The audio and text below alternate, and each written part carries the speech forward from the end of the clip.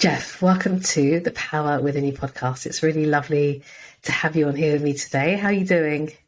I'm doing very well. It's a great week, and Mamta, it's a pleasure to be here. Thank you for having me. Oh, it's a pleasure. How's it in Hague? How's the weather? Is it all right? Is it the same as London? A bit rainy and drizzly, so not the warmest weather at the moment. I assume it's something similar there. Similar, but the daffodils and the snowdrops are coming out. So, and the hay fever at the same time. So, like it's pros and cons, but like I'm looking forward to more sunshine for sure. But you weren't always in the Netherlands, right? You were from the US originally, right? Is that correct? Yes, Yeah. that is correct. I'm from a county in Connecticut called Fairfield County, and this is just over the New York border, so greater New York area for anyone who has never heard of Connecticut. And I've been living out in the Netherlands for more than 5 years now. I moved out here in December of 2017, and it's been a remarkable journey. Yeah, and how you finding Europe? It's obviously much easier to travel around, isn't it? As well, to be fair, when you want to see stuff. Whereas in the States, you have to make that big journey over. But now you can sort of go everywhere. I'm assuming, right? Trains, planes, automobiles.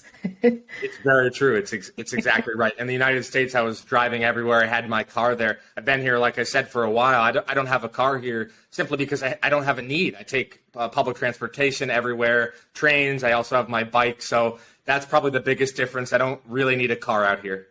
So are people like just as like, is it all of the Netherlands like crazy? Because like I literally have been run over nearly a couple of times by bikes when I've visited Amsterdam. So I'm assuming it's like that everywhere in the Netherlands. This is really funny, actually, that you mentioned this because it's true. They're deeply ingrained in their culture. And I'll say this, and I say it in a way of let's laugh about this. Some of the bikers can be quite rude. I mean, when you say you almost get run over, I mean, no joke. I mean, I've almost been hit a couple times. So quite dangerous. I have been offended. I have to say, I was like, I'm so sorry, I didn't mean it. But like, it's an amazing way to keep fit, to kind of like, do that stuff. But like, I was just thinking like, it's so wonderful to like have you on. And I know we've been meaning to catch up since last year. But Jeff, tell me about yourself. Tell me about your journey from, doing what you've done, leaving the States and being a mental health advocate as well. Like, what's your journey yourself in terms of your mental health? Yeah, so I'll take you back to the core of it. So I'm in my 30s now. Let's go all the way back to when I was 17 years old. And we're going back in time here because this is really where also the core of my mission comes from as a mental health advocate and with all the writing and speaking I'm doing around the world. So in my senior year of high school, you typically hear from society and the movies, this is the best year of your life. And it turned out to be the absolute worst year of my life. And I had a clinical depression. I'm going to keep it high level here, but also touch on the key points. So talk about three main causes here, and then we can go from there. So I'd say the three main causes of being in this very severe clinical depression. One, it was a very hyper-competitive high school I went to. It was not normal. It was all boys. It was very me versus you. I'm better than you. You suck. Really, really hyper-competitive, not only from the students, but also from teachers, guidance counselors. I had a very unsafe time there. The second thing is I was severely bullied, not only verbally bullied, but also physically beaten up as well. I was a late bloomer, so I didn't have the confidence that I have now in my younger years. And then the third thing is I was being severely abused in addition to everything else, which made things very much worse. And we now are at 17, Jeff Davis at 17. This is very sad, but I love to use this to help others and to shatter the stigma because we need to talk about this. We have right now suicide rates at an all-time high. So spring of my senior year, this is after I had gotten into universities, I thought, I give up. I just can't take this anymore. I had some unexpected setbacks in school through sports. The bullying was worse than ever. I was getting abused by someone else that I was close to. And I picked up the rope, Mamta. I actually really seriously considered ending my life. This is very, very sad. I had no perspective. I had no coping mechanisms. I didn't even have any help. I called a friend. He said, Jeff, no one really cares. Really brutal words from him. So this is the core of my mission here. I'm at rock bottom. No one's helping. I'm about to go to the tree. And then I stopped. I had I don't know if you've ever had this, like where you don't know where the answer came from. It came from somewhere. Yeah, it suddenly hits you. Yeah, exactly. Somehow it came to me, and I got that spark, and I put the rope down, and wanted to come right out of the gates saying that because this is the core of my mission, and this is how I help other people. I mean, it's heartbreaking to hear what you went through, and to know that you ended up being in that position where you're about to take your life as well. Like it's so sad, and because obviously there's nowhere to turn, right? At that age as well, you feel like if all these things are happening to you, where are your coping mechanisms? Who can you turn to, right, as well, to help you with that? And yeah, and you can see like male suicide rates are significantly high, and especially as you get middle aged as well. You know, like especially as you get older as well. So it's incredibly difficult. But where did I mean? It's incredible that something came to you to stop you doing that. Like, what was that specifically that came to you? Yeah. So how I describe it is I describe it as a higher power. I like to share this with everyone, and I say this with the utmost respect. I am not pushing my beliefs or my way onto anyone. I'm sharing what I experience, and Absolutely. hopefully this connects with each person given their framework, their beliefs. So I believe it was a higher power, and it wasn't like a voice, like you hear my voice, I hear your voice right now. It was like an intuitive feeling, like deep in my heart and soul. This was after all the depression, and this knowing, like a spark of hope from this higher power said, Jeff, put down the rope and go back to your room. And I was so hyper anxious and destroyed and devastated. I wanted to get out of this pain, but this higher power told me to put down the rope. And I'm very grateful that this is my mission and purpose. And I say this again with the utmost respect. I'm not looking for permission or approval from others. I believe truly in the depths of my heart and soul, this is my mission on earth, to not only prevent suicides, but to keep the conversation going, to show people how they can help others who are struggling. And some love it, some don't. But at the end of the day, I'm just so grateful to this higher power for being there for me when no one else was. Absolutely. You call it whatever you want, intuition or higher power. Like, Yeah. I remember reading Eckhart Tolle's first book, I think The Power of Now, and he was talking about, being on a bench and being incredibly depressed and wanting to end his life as well. But something came to him at that time to change it. And look at him now, right? He's the most incredible. He's changed my life from reading his books. Like, it's incredible. We could probably talk about it for hours, to be fair. But we'll focus back on you, because like what you went through, like from sort of 17 and then now into your 30s, like where did life take you? Like how did you like, I mean, it's so like extreme, isn't it, to get to that point where you're about to take your life, but then you move forwards. What was that process for you? Like, how did you find those coping mechanisms, and what did you do to kind of cope with the stuff that was going on around you? Yeah, so one thing that was a huge help, and this is where I was crawling out of that pit I was in, is I reached out for help. Of course, in my rock bottom moment, it was, as I said, I was very lonely. But after that, I reached out for help. So a first step forward was seeking help, and that would be through a therapist. And I would encourage anyone who is struggling in any way with your mental health. Therapy is fantastic. There are qualified, trained professionals out there, and there are resources available.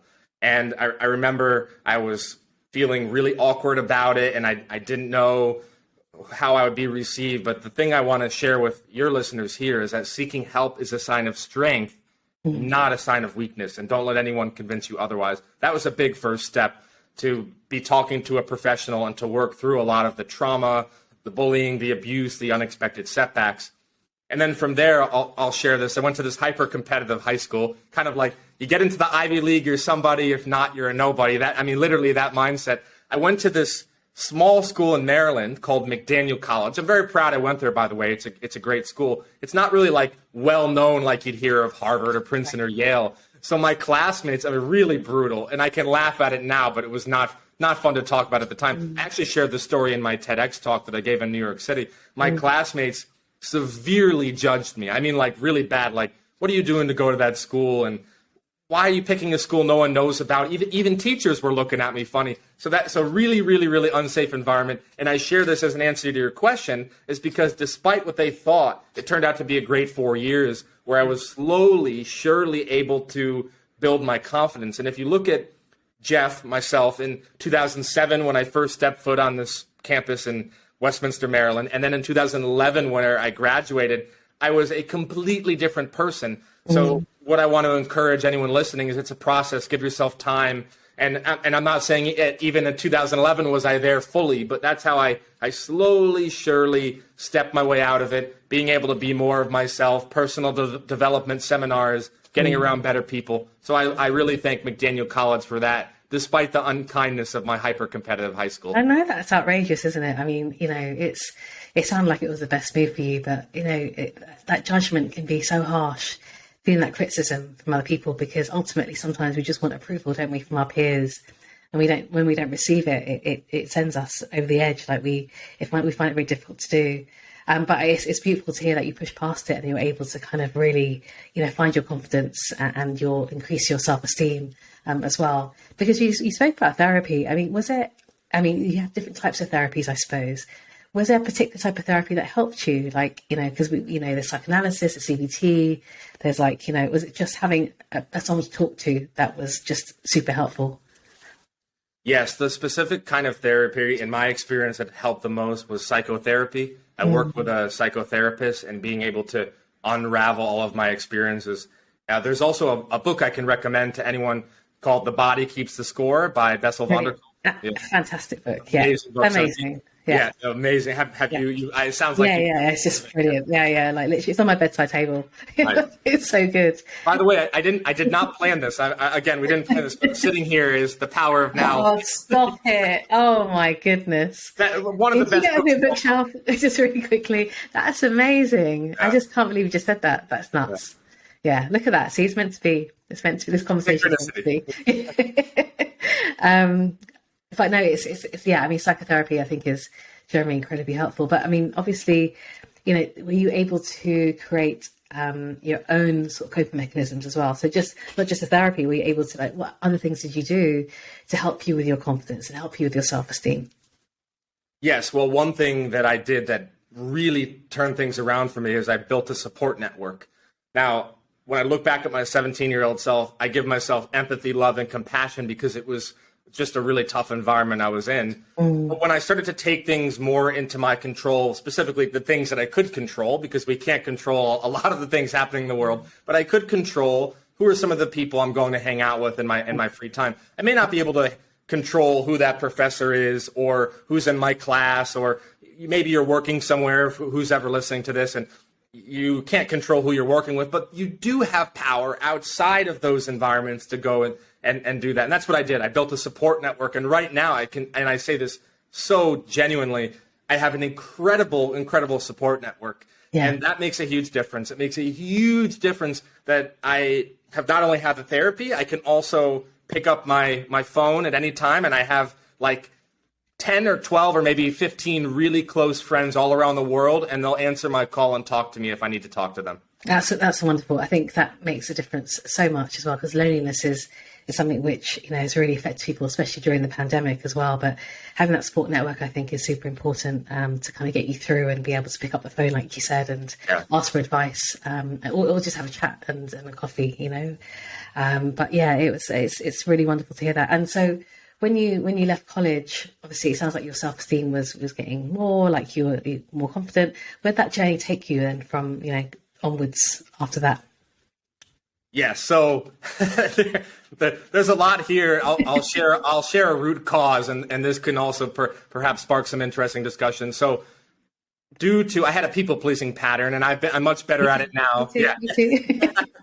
So due to this people-pleasing pattern, I in fact studied in college what someone else wanted me to study. Now, I mentioned it was a great school, and it was. This wasn't the fault of people in that environment, but I'll just say someone I was close to insisted that there was a certain kind of field that was good and a certain kind of field that was bad. I listened to that. So that was a root cause of why I ended up in jobs that weren't really right for me. Now, I'll just say a couple things real quickly, but everything from colleagues screaming at me in the office to I had one time there was a corrupt CEO I stood up to, and a few years back here in the Netherlands, next to all the writing and speaking I also do the contracting, the consulting, and working jobs. I actually defeated a corrupt company here in the Netherlands. Wow. Quite a story, but the long story short is that they were treating people like this for years. They had all sorts of demands and threats, and I stood up to them. So I share this to say, it wasn't like 2011, kumbaya, everything's good now. It's like, okay,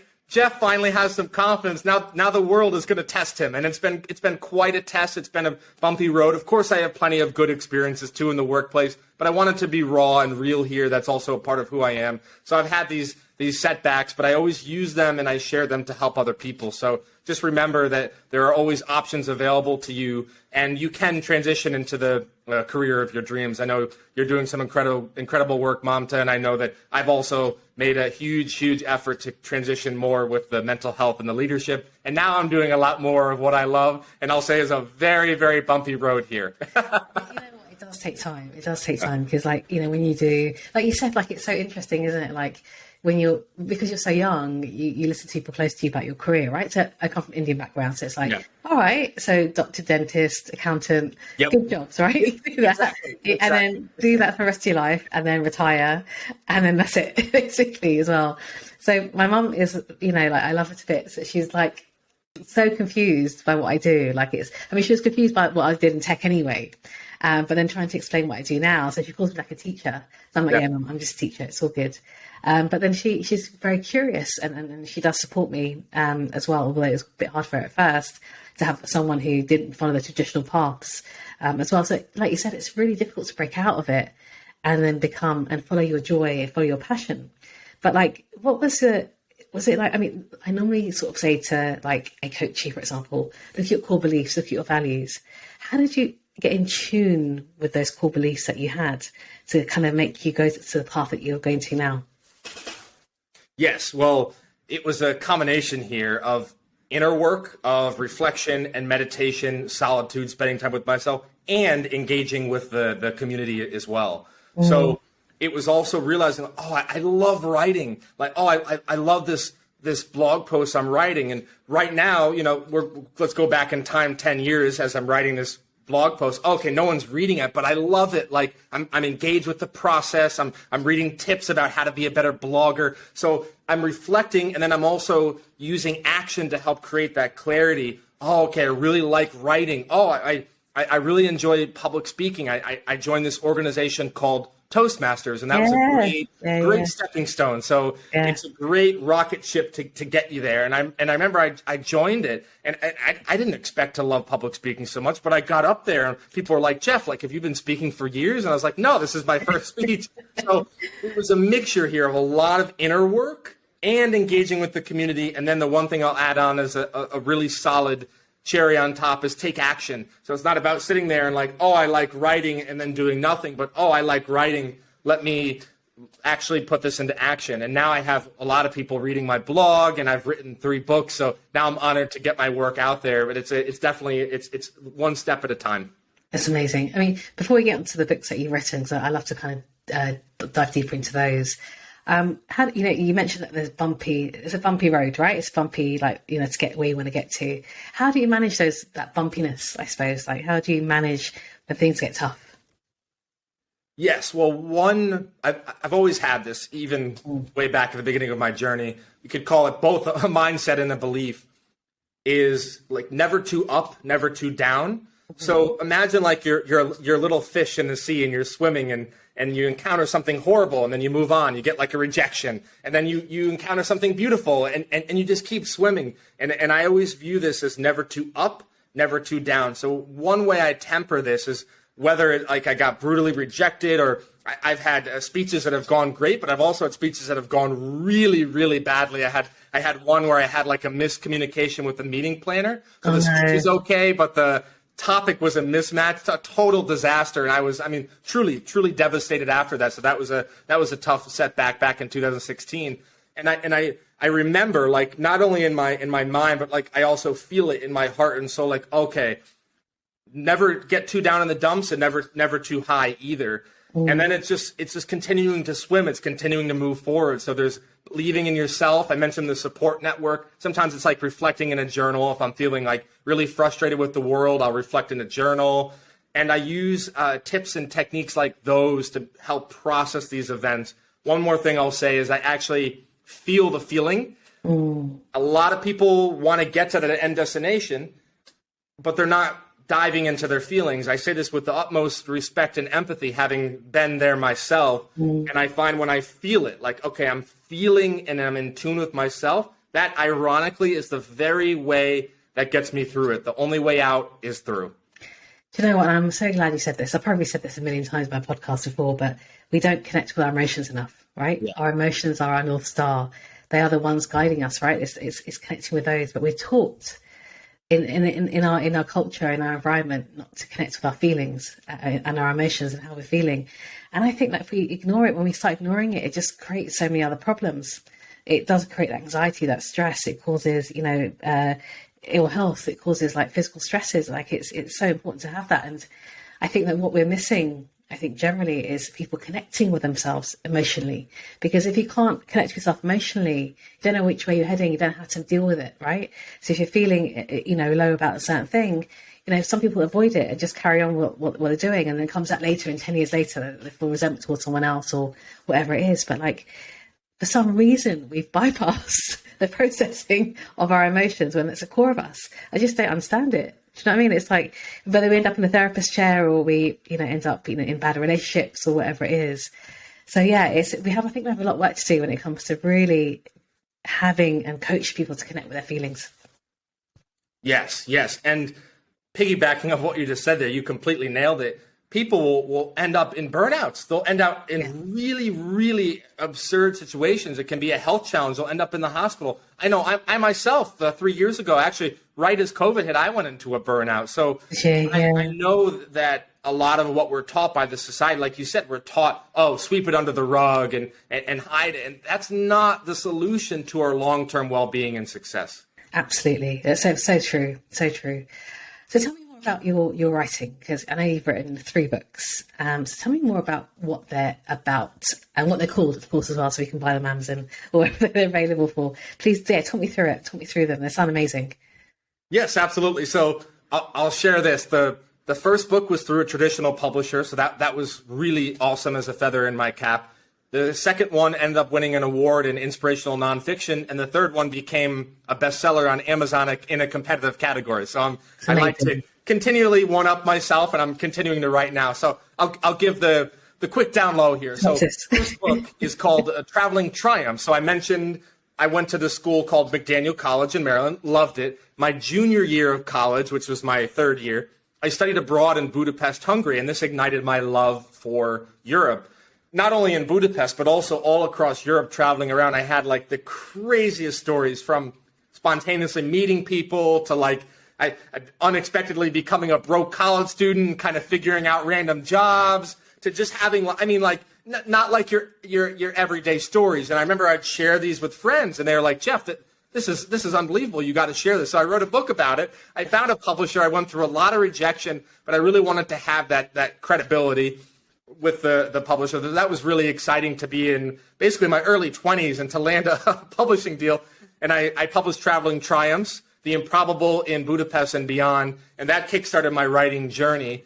And then after that, I got more into, like we've been talking on this talk, more leadership and mental health. So my following 2 books, one was called Reach Your Mountaintop, which was all about reaching your own version of success. This one was in 2016. And that's the one that won an award in inspirational nonfiction. And then my 3rd book was called The Power of Authentic Leadership. I was able to feature some experts in addition to my own insights and talk about how can you use authentic leadership to achieve prosperity, to have a better team, better morale, and ultimately not only more profits, of course, but also to really be a better person and to get to where you want to be. So that's my writing journey. You've been busy. That's incredible to do. And he talks about and please do, I recommend everyone to, and get Jeff's books as well, because they sound amazing. And I love that they're so diverse from each other as well. They're so different from one another. And obviously you have so much within you that wants to come out and write about as well, which I think is beautiful.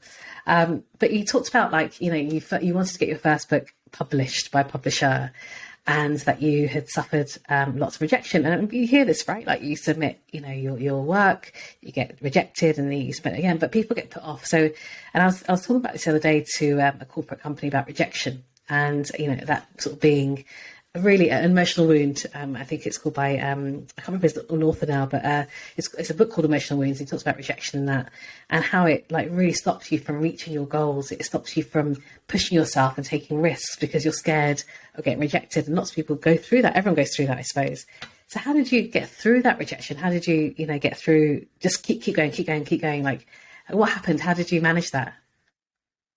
Yes. Well, I'm going to share a couple things in here. So I always like to have my unique content. So the first thing I'll say that you've heard before, and we share it because it's a good one, and then I'll take it a step further, is starting with why. So like, why are you doing it? That's a very common term, and I like it. I love it. Coined by Simon Sinek, and it's a really good term. I want to share a deeper level, and this is coming from myself and from my own experiences. I had a bit of a chip on my shoulder. I really did. I still felt like a lot of emotions coming up from this really difficult high school experience. And I mentioned I had a good time in college, but there were also some people in that environment who didn't really speak well of me or speak fondly. And I had this chip on my shoulder, like I had all these people putting me down throughout my life, and I just wanted to prove them wrong. And I went through a massive amount of rejection. I actually went through 79 rejections. I mean, it took months. It was a lot of emails and networking, and it was the 80th try. So it actually used like my frustration and I'll use a heavy word here, even sometimes anger, and I funneled it to something positive. It's okay to have these emotions. Use it for something constructive. And I said, like, okay, like I'd like to help others. I bet you there's someone out there struggling with the same things I went through, and that's how I got through those no's. I said, I'm going to prove those people wrong. And of course, now I have a lot more supporters, but that was really the chip on my shoulder that kept me going. Oh yeah, I think anger is good, right? In that sense, if you get angry, it keeps you going because this stuff should be shared with other people. I think that's a great motivator as well. So tell me, how many books are inside of you, do you think? Okay. I'm going to say it because it might sound in surface like, whoa, but I really feel this. And I feel I have 50. I have at least 50. Wow. I have at least 50. I probably thought of titles for the next 10. I also want to be humble and say, like, it's taking it one at a time. So right now I'm still working on my 4th book. It's going well. I'm really engaging with the process, but I'll be writing throughout my whole life, and I have like you said, a lot to share, and ultimately it's to help and inspire other people. Yeah, absolutely. And so, like, in terms of your journey, like now in your 30s and stuff, like, and I guess like you've been through, like you said, done different jobs and the consulting still, and like you've written the books and you public speak as well. Tell me about public speaking, actually. Tell me more about that and what topics you cover. And is there a particular audience that you like speaking to? Yeah, so I'll give you the top 3. So I have like a sort of like a menu, but I'll give the top 3 like sort of most requested. So mental health, authentic leadership, and resiliency. Those are the top 3 topics that I talk about. I've been doing it to actually businesses, corporations out here in Europe. And I'll share this based on my own experiences. I'm finding the C-suite, we could also refer to them as executives. We could call them also company leaders. That can also include managers. Those layer of people have been resonating with the message. So C-suite executives talking on a mixture of authentic leadership and mental health, sharing both my own story, research, insights, other people's stories, and then, of course, everything I've written about. And I've been speaking to companies all across the world. I just had a really great engagement last year in the summer where I went and spoke to police officers and lawyers in Chicago as a headline keynote speaker. That was really, really exciting. So I'm really honored to say that after a really long runway here, a lot of years, a lot of blood, sweat, and tears, a lot of grinding, a lot of frustration, I'm now getting paid what I'm worth, and I'm now adding a lot of value to the world, and I'm very honored to say that. That's, of course, always to help other people. Absolutely, and you should be paid for your services, right, as well. Yes. That's the thing, especially if you have that knowledge and that passion to kind of help other people. Yep. And it feels like, like when I guess, being in tech for, 20 odd years, mental health wasn't even mentioned then. Like it wasn't, I don't think, that might have been like an employee assistance program or whatever it was. But we we just kind of really separated ourselves from working from home. And then that was it, really. And then you get to the pub with your mates, your workmates afterwards and have a good time and stuff. But we didn't really talk about things that were too deep, I suppose. And we knew that people were going through issues. It's amazing. You're seeing that shift now, which I think is really positive. Like, do you think that people are going in the right direction? Like the C-suite, the executives, are they caring more about their employees, do you feel? Yes, I would say 2 things are happening here simultaneously. The first side is that, yes, the conversation very much has moved forward. and people are talking about it more. It's not like when you were working in tech all those years ago, and a little bit of what I experienced at the beginning of my career. It is moving forward. I'm getting sometimes emails from CEOs sharing with me some private details. Sometimes I'll even get notes from people saying they were about to take their own lives and they decided not to because they were inspired by what I shared. So it is very, very much moving forward. And at the same time, and you've probably seen this as well, there's still a long way to go. So we have some great stuff, some great progress to celebrate, and we also have to acknowledge there's a long way to go. And what I want to be really careful of, and I'm just speaking to the whole world here, is I don't want the whole world to say, oh, we talked about it now, we're all good.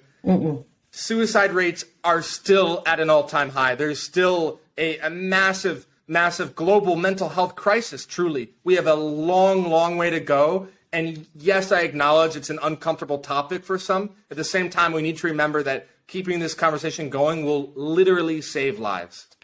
You know, it's so true. I just like when I've been doing my MSc, I think I did, mental health in the community. It was like a module that I was covering. But the amount of mental health hospitals that were created, but very, very unhealthy mental health hospitals, people, the way that people were treated, back then, and it wasn't that long ago, to be fair. I mean, lots of these hospitals and institutions have been closed down now, but it disturbed me so much to think that people of my parents' generation, for example, they weren't understood and not given the right treatment. Or just some pills to kind of calm them down a little bit and stuff as well. Like it saddens me that generations have been lost in mental health, as well. And I'm hoping that we can kind of like the work that we're doing, we can like bring that awareness through as well with our work and our knowledge as well. But you talked about, obviously we loop back around to male suicide. We're all made differently, but like how would, before you get to that point of even being, getting to that point of then you grab the rope or kind of going to that step, like is there any way you can bring yourself back? Like how do you manage that before that process? Is there any way, like, are there any sort of, how do you recognize that you're in such pain and what can you do about it? Yes. Yeah. So I'm going to share both an internal and an external process here. So first off, I want to acknowledge how hard it can be to reach out. I do want to, I've been there. I've been in those downward spirals. So I wanted to acknowledge it can be very easy for me to just say, yeah, do something. And it's very, very hard to do in practice. The first internal process that I want to share, and this is something that I share that has worked for others, and perhaps anyone feel free to apply this as well. There's a technique called RAV. It is something you can do in yourself to help getting out of that downward spiral. It's called recognize, acknowledge, validate. And I found this completely revolutionized my own process. Like many other people in the society, I was taught to sweep my emotions under the rug. So if you find yourself feeling like negative, you find yourself feeling bad. By the way, this happens to the best of us. I just had a tough December. This year has been great so far, but I had a tough December. It's always ups and downs, and I'm using this technique all the time. So recognize that is awareness. Be aware and recognize that something is going on inside. Acknowledge it, and that's where you can just say internally to yourself, I see you, I feel you, I recognize you. And then finally validate it, like you put a name to it. It could be sadness, frustration, anger, confusion. It can be anything. It can even year that you're feeling good. And that process can really help internally. And then the external piece is, of course, as I've been talking about, reaching out to someone, anyone. It could be a lifeline. It could be a colleague. It could be a family and friend. But if you don't have someone you're close to in that regard, I understand that. But there are great lifelines out there. I know I've called lifelines before and it's been great. So combine that internal piece with reaching out, talking to someone, and then you can ease yourself into therapy if you need it, and that will hopefully get you to a better place. That's great advice. And I do think that it does start with the awareness of yourself, right, and how you're feeling, and to be able to, and like you said, it's like super hard to reach out, but I think if you're listening to this, I think that's a great technique to use, and yeah, please do give it a go as well. So what does the future look like for Jeff? What does it look like? What is it that, because I think you're rocking and rolling already in your 30s.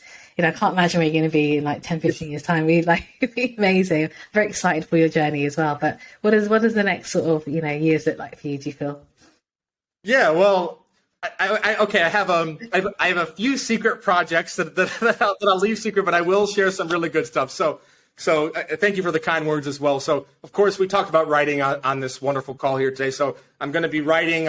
Both blogging, books. I do guest posts as well. So writing will always be a part of my journey. I've always thought of myself as a writer who speaks. So I'm going to continue writing. I'm doing more speaking at corporations, and I'm also doing like not only keynotes, but I'm also doing like trainings and workshops. So I'd say like more seminars as well. Sometimes I'll get requested to like really dive deep into this material, and they say, hey, Jeff, I loved that 90-minute keynote. Can you give a 3-hour or maybe even a 3-day seminar? So one thing that I'm in the process of doing, and it's really exciting, I'm actually building out content for much longer programs. Right now I've got like the 60 to 90-minute keynote, I've got the half day, and I've got a full day, and now I'm building out like 3-day seminar type things, and that's really, really exciting. It keeps me busy, and I also love what I do.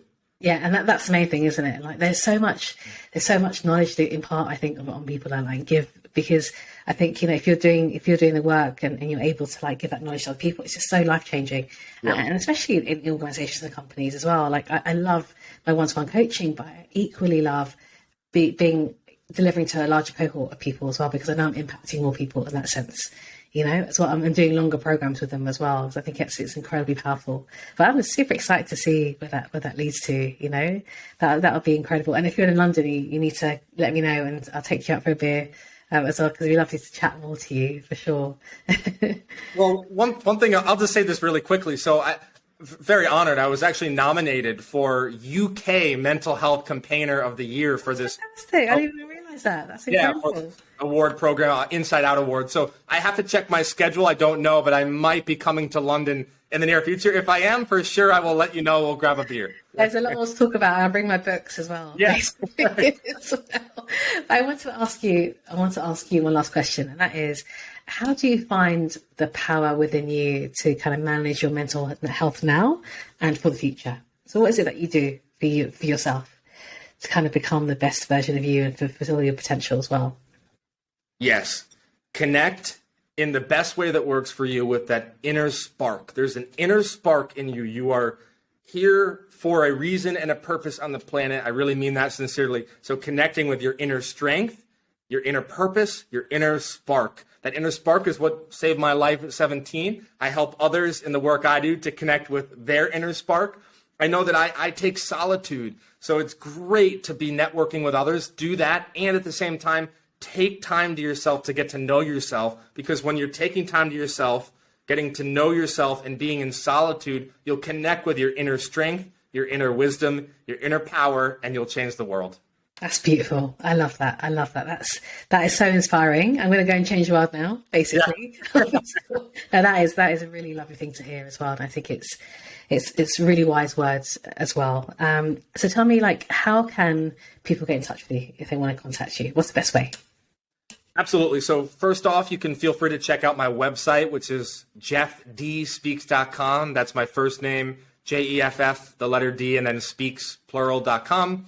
I have a blog. I have a lot of free resources on there if you want to poke around. I'm also active on social media, especially LinkedIn. So you can find me on LinkedIn at Speaker Jeff Davis. And you can also feel free to email me directly if you have any questions, comments, insights, etc. My email is jeff@jeffdspeaks.com.